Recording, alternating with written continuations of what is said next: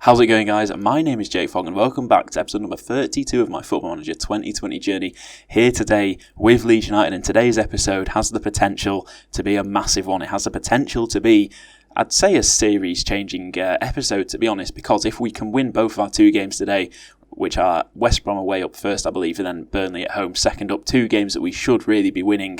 If Arsenal slip up and we win both of our games, we will be finishing top four, which means Champions League football next season, which will be absolutely phenomenal.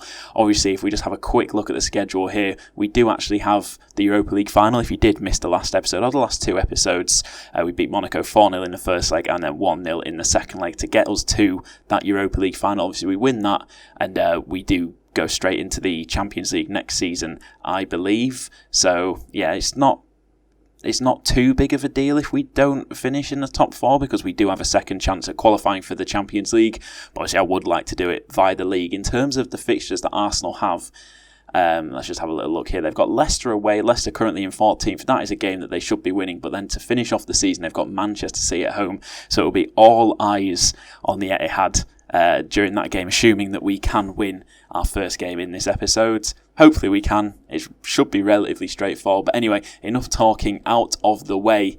West Brom away, as you can see, their form is absolutely dreadful, and I'm going to go as full strength as I possibly can. Actually, there's going to be one change. I'm going to put Davis on the bench, and I'm going to play Hickey at left wing. Well, I'm going to play him at left back. Going to leave Iribarren in there.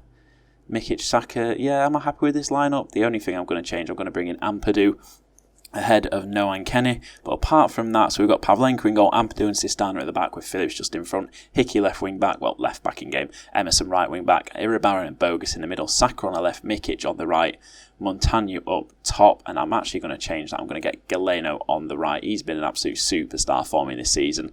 Look at that, 28 starts, 10 appearances off the bench, and 17 goals from right wing. He's been, I mean, it's safe to say he's been pretty fantastic. But anyway, let's get straight into the game. And if you are looking forward to today's episode, please do be sure to leave a like. It really does help me out. I really do appreciate it. And subscribe to the channel if you are new around here or you are not yet already subscribed. But anyway, let's get into this game. Try rile the boys up, G them up. I'm not going to be playing in 3D. However, I think I might do the next couple of episodes in 3D. I'm definitely going to do the Europa League final in 3D, so hopefully that is something that you are looking forward to. But anyway, early on, Arsenal have missed a penalty against Leicester. But, 20 minutes in this game, we need to focus on what we're doing before we focus on what Arsenal are doing. And, well, so far there's been absolutely no highlights, and I've just realised I've not moved Hickey to left back. And how many yellow cards do we have across the back? That is not ideal. We've got one player in our, back five that's not been booked, and that's Ampadu. And this first half is just racing away. There's not been a single highlight so far. And, well, this is not what we like to see. This isn't how we wanted to start the episode. That is one of the quickest halves I think I've ever played in Football Manager. That is ridiculous. I'm going to shout at them, tell them to get creative. Come on, do something. Arsenal still yet to take the lead against Leicester as the corner comes in. Ampadu heads it into the back of the net, and as things stand, we currently sit in 4th position. We've leapfrogged Arsenal, and they still have Manchester City to play. But obviously that could all change just with one goal down at the King Power, or one goal here in fact as well, as the corner is headed clear, but West Brom pick it up on the edge of the box. Berisha, 20 yards out, he's pressured by Bogus, who gets the ball clear. Montagno, he's now going to run, he gets past the defender, he's 1-on with the keeper. Can he get it into the back of the net? No, he cannot. He tries to round the keeper, but ends up just kicking it straight at him, as there is 20 minutes gone in this first half. So the goal kick finds Romero. Under a little bit of pressure, but he dumps it off. Berisha finds Tete on the right-hand side. Hickey goes over, gets the block in, and now Saka's on the ball, plays it forward to Iribarren. He's got room to run. Can he pick out a man? He can. Emerson down this right-hand side, up from right wing-back. Can he get a ball? And he can. Montagno down to Bogus. Tries to block. Galeno picks up. Galeno hits it. And that is his 18th goal of the season. A last-minute change, a last-minute inclusion to the starting 11. I was going to go with Mikic, but I changed my mind. And, well, it has paid off, as we'll just watch it in lovely, lovely 3-dimension. One touch, takes it past his man, smashes it in at the near post. The keeper will have wanted to do better with that. And with 20 minutes left on the clock, it is time to make some changes. And I'm going to bring on Nohan Kenny, just because Phillips is on a booking. I don't really want to risk him getting himself a second yellow and being sent off. And then also going to bring on Söderberg in the middle. But apart from that, I'm pretty happy with how things are going so far. As Hickey's got it out on the left-hand side. Goes inside to Kenny, the substitute. Iribarren back to Kenny. Kenny, great ball to find Emerson on this right-hand side. As his cross is blocked, but he gets it back. But now West Brom pick it up. And they're going to play it forward. Sawyers to field. Back to Sawyers. Goes forward, but Kenny is there to intercept it. And Iribarren takes it. He's got a little bit of room here. Is he going to have a go? He is. But Johnston makes a fairly comfortable save, and with 10 minutes left to go, Arsenal have still not managed to take the lead at Leicester. Are we going to be going into the final day sat in 4th position with it in our hands? I am changing absolutely nothing. It's a corner from Söderberg played in. Saka gets his head on it, but he's headed wide, and I think Leicester have taken the lead at Arsenal. Oh my goodness. That is absolutely huge. That is massive for us as the ball is cleared long. I'm not even bothered about what's going on here. All I'm focusing on is the fact that we are currently sat 2 points clear of Arsenal in 4th place, in pole position to finish in the top 4. We could still even catch Spurs at this rate. Although I think they do still have 2 games left to play, so the chances of catching Spurs are very slim. As Montaño's got the ball out on the right hand side. Can he find a man in the middle? He cannot. He is headed clear with just 20 seconds left. West Brom bringing it forward. Romero up against Sistan, and his cross pass, whatever it was, is blocked, and Söderberg gets his foot on it. Back to Kenny, back to Söderberg, finds Emerson. Well, he doesn't find Emerson down this right side. The ball goes out for a throw in, and there is the full-time whistle. And the question is, did Leicester hold on? Just going to say, I'm very happy with the way that you played. And did Leicester manage to hold on? They did indeed. Hamza Chowdhury in the 92nd minute gave Leicester a 1-0 win over Arsenal. And we are going to be in 4th place going into the final game of the season at home to Burnley. They've got nothing to play for. They can barely even go up a position in the league. Even if they win, they need a 8-goal swing over Southampton. Wow, wow, wow. Oh my God, quality possession provides victory. Galeno with the man of the match. Like I said, the last minute inclusion. But oh my goodness, look at this run of form we've had to finish off the Premier League season. 3-0, 2-0, 1-0, 2-0. Beating some huge teams in there, Man United and Manchester City. And that makes it 4 clean sheets in the league in a row. Oh my goodness. Oh my God. Right, well, I'll see you for that Burnley game. And all we just need to win. Whew. Right, so here we are. Game number 38 of the season. The final game of the season. Obviously, everyone is playing at the same time. We play Burnley. All we have to do is win. And, we're in the Champions League. It doesn't get much simpler than that. As you can see, Manchester City played Spurs in between all of these games. Manchester City came away with the win, so they currently sit 1 point behind us. So yeah, it's going to be win or bust, to be honest. But to be honest, we should really be beating this Burnley side. I'm going to make just the one change. I'm going to get Davies in at left wing back. But apart from that, it's going to be the exact same team that played in the last game. So it's Pavlenka in goal, Ampadu and Sistan at the back with Phillips just in front of him. Davies left wing back, Emerson right wing back, Bogus and Iribarren in the middle, Saka on the left, Galeno on the right, and Montaño up top as that lone striker. And I'm actually just going to bring on Alfie McCalmont to the bench in place of Posh. Just in case Iribarren isn't performing particularly well, just because ultimately Alfie McCalmont is my best advanced playmaker in that role. I've just been giving Iribarren a run of games because I've mentioned it so many times, he is very, very good. But I realise I've been underusing him a little bit in the Premier League, so no reason not to give him a few games in the run-in, and in a game that I think that we should be winning. I'm more than happy to start him, and if it's not going well, I'll happily pull him off. As you can see, a fairly defensive setup from Burnley. They've got former Leeds players Charlie Taylor and Chris Wood, both in the starting 11. And I'm just going to say I expect nothing but a win to keep this run going. And come on, let's get ourselves an early goal, settle them nerves. By the way, this 16 draws is absolutely mental. That is ridiculous. We've only lost 3 times all season. 3 times. So we've got a corner early on. It is headed clear. Saka picks it up, gets it down this left-hand side, finds Galeno at the far post, and Galeno continues on his fantastic goal-scoring form, his 19th goal of the season.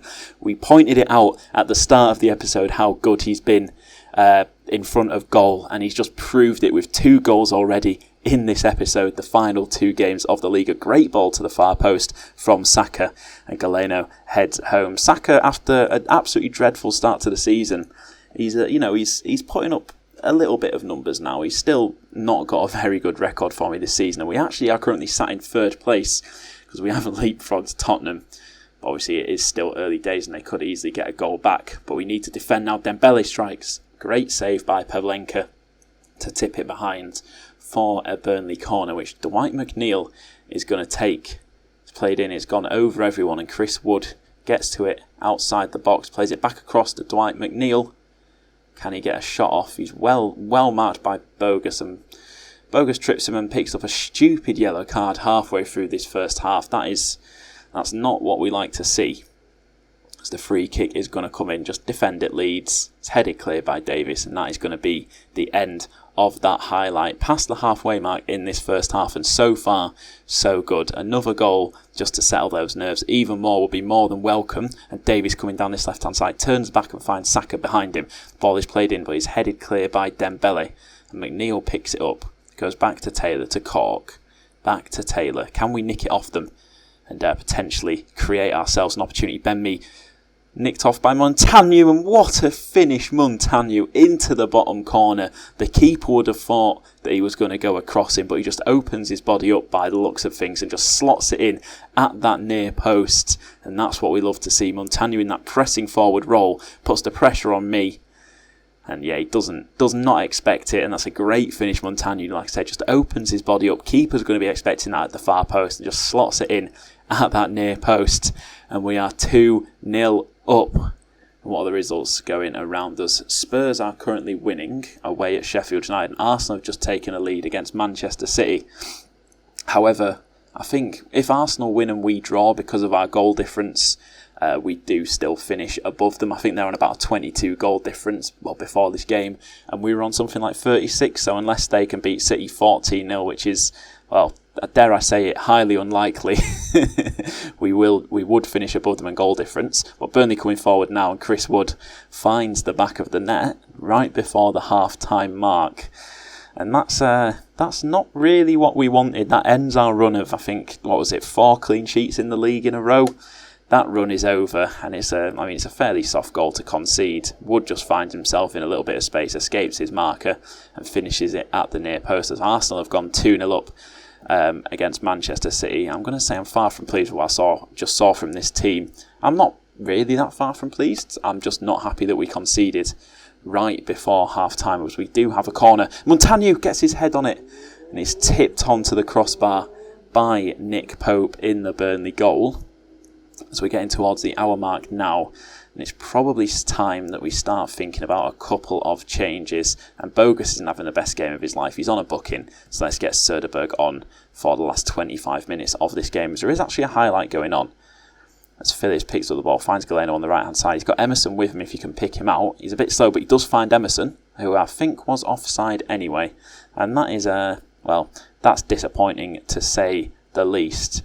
As Alphonso Davies takes the throw-in, and Montagno is dispossessed, but the clearance just goes as far as Ampadu. And Söderberg, fantastic ball out to Saka on his left-hand side. Can he beat his man? He cannot, but he gets the ball back. Davis plays it across goal. Galeno, Galeno, what a header that is! His second goal of the game, his third goal of the episode, and his 20th goal of the season. A lovely cushioned header, just looped straight back over the goalkeeper into that top corner. Let's watch this in 3D. That is phenomenal. Wow, that is unbelievable. What a header from Galeno to put this game almost beyond doubt. Now there's just 15 minutes left, and all we need to do is hold on And if we can hold on, Sheffield United have also equalised against Spurs, meaning that we currently sit in third place, which I believe third place goes directly into the groups, whereas fourth place has to go through the qualifiers as time is ticking away. Just 1 minute left, there is a highlight. Soderbergh picks out Saka, who hits it on the volley, but it's a relatively straightforward save for Pope in the Burnley goal. And we don't really have many defenders back here, but that's a great tackle by Emerson to dispossess Charlie Taylor. Montagno's through one-on-one, and he finishes it for his 34th goal of the season. I think that's his 22nd goal in the league, and that possibly could have just secured him the golden boot in the Premier League. It's not something that I've really talked about, but him and Firmino were level going into this final game. Firmino, they were both on 20, so unless Firmino scored 2 or more, the golden boot should be Montagno's, and that is the end of the game. A comfortable 4-1 win. I was going to say, I'm very happy with the result and the way that you played. And did Spurs get back into it? No, they did not. Spurs drew with Sheffield United, meaning that we finished third. We have finished third in just our second season back in the Premier League. We've qualified for the Champions League. Wow. And only 8 points off the title. So a title charge next season, dare I say it, is very, very much possible. As Liverpool have done the double. Soderbergh set for a pay increase, fully deserved, $10,500 a week. You can take it, my son. Fired at 10.25 million, signed for just 2.2 million last season. He's been phenomenal for us. He has been such a good signing, and at just 19 years old, still so much room to improve. The wonder kid. I think his personality, it was fickle when he signed. I managed to tutor out of him. He's now fairly ambitious, and he could really, really kick on and become a fantastic central midfielder. And now the question is, and there we have confirmation that we've qualified for the Champions League. Wow, I did not expect that at the start of the season. I mean, after finishing 10th last season, obviously having the Europa League as well to deal with, I thought we'd be too tired to do anything in the league. And, well, we've exceeded my expectations by an absolute mile. I'm going to send my assistant to the post-match press conference, but the question is, how much money do we have for transfers next season? 950k wages, 65.95 million is not... I mean, I would have liked a little bit more. You can see here, we're currently spending 911,000 on wages, so that doesn't actually give us that much to work with. And considering we've got 97 million in the bank, I thought maybe we'd get a little bit more than that. So that is a little bit of a disappointment. We received 35.97 million for achieving third place in the Premier League. The board are delighted that the team qualified for the UEFA Champions League through their participation in the Premier League this season. This season? I can't even speak, I'm so excited. Oh, wow. I actually can't believe it. But anyway, so now that the league season is over, that brings us on to the next episode. And to be honest, because we had the FA Cup final last year and we did win it, I'll probably do both in the next episodes, but I will focus much more heavily on that Europa League final against Arsenal. To win, that would be fantastic. Obviously, we don't need to win it to qualify for the Champions League next season because we've already done it through the league. But obviously, it would be nice to just add a European trophy to the trophy cabinet. But yeah, that is what is in store for the next episode, which will be out. It won't be out tomorrow. I'll bring it out on what day? I'll bring it out on Wednesday, more than likely. But anyway, that is the end of today's episode. As always, thank you for watching. If you have enjoyed, please do be sure to leave a like. Subscribe to the channel if you're new around here. And I'll catch you in the next episode.